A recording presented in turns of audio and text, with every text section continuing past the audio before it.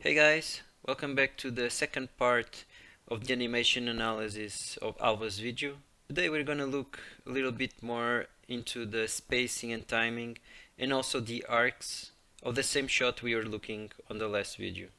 You are the latest mailman, and the ferryman tricked you into. You are the latest mailman, and the ferryman tricked you into.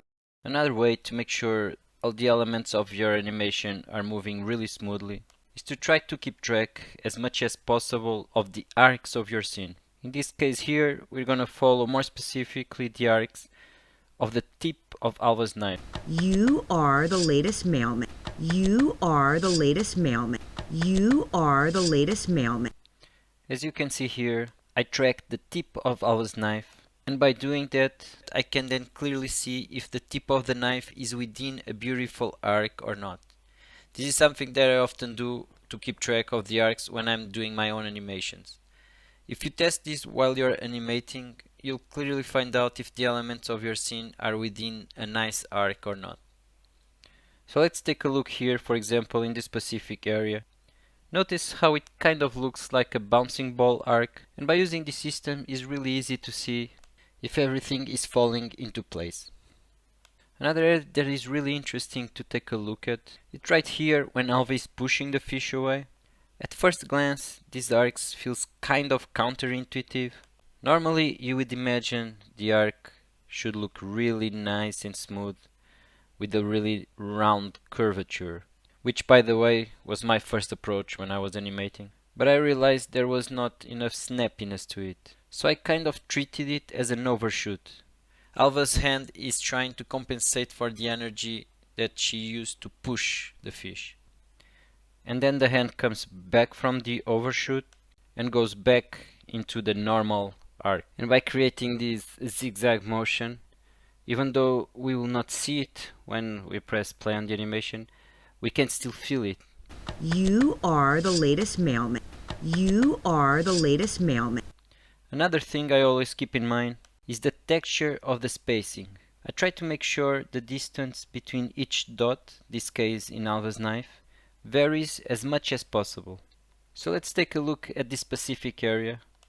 There's this huge jump from one dot to another. And then after, it's a very tiny space between the dots. And it gives a really nice texture to this arc. It's really important to keep track of the space of your objects, or you might otherwise lose really interesting opportunities. Another interesting thing, still around the same arc, is how we have this unique shape, where instead of going the more usual approach, a lot of times end up just doing dull movements, or the hand could, for example, just come here and then snap just like this. You can instead explore more interesting venues, and you start to have really interesting shapes. And also you have these unexpected accidents, where for example the wrist is leading and Alva's knife is following.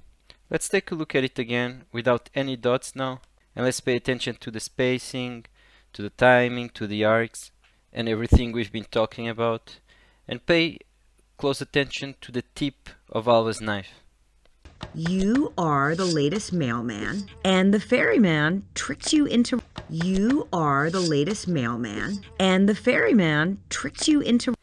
As you can see, just by paying attention to the arcs of the tip of the knife alone, we create a really nice texture and contrast on the spacing and timing of the shot. That's it for this video. On the next one, I'm gonna talk a little bit about breakdowns, and I hope you enjoyed it, and thank you for watching.